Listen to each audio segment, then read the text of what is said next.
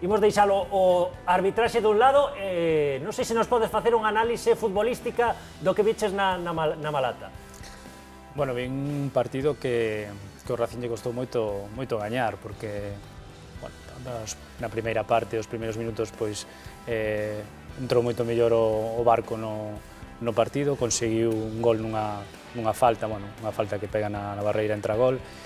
Si é verdad que na segunda parte o Racing, coa calidade que ten, os xogadores que ten, veuse moito máis arriba e conseguiu marcar 3 tantos que puderon ser algún máis incluso. Xa non tens que explicar ti nada do partido. Non, o partido quedou... As colas é música de fondo. Xa está todo explicado.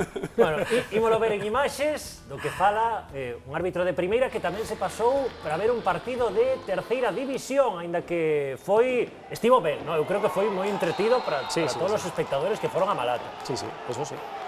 Estamos vendo o que dicía o colexiado Iglesias Villanueva, ese primeiro gol do Barco, que era un equipo que chegaba nunha gran liña e que se adiantou co tanto de David Álvarez. Na primeira parte, ocasións como esta de Pablo Rey. Na segunda, comezou cun gol anulado o Racing, esa xogada entre Garrido e Joselu, acción anulada por fora de xogo.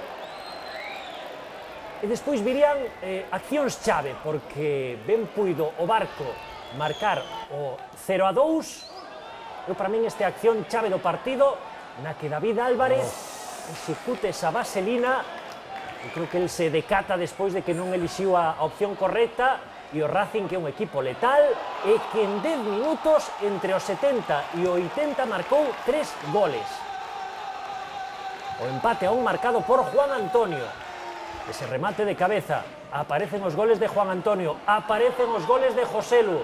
Fixade vos, esa é a intuición, claro, ten a portería entre cella e cella, sabe onde hai que localizar o lanzamento.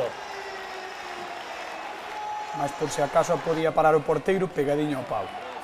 E despois, minuto 80, balón en profundidade para Juan Antonio e define 3-1 o Racing por primeira vez na temporada en postos de promoción de ascenso.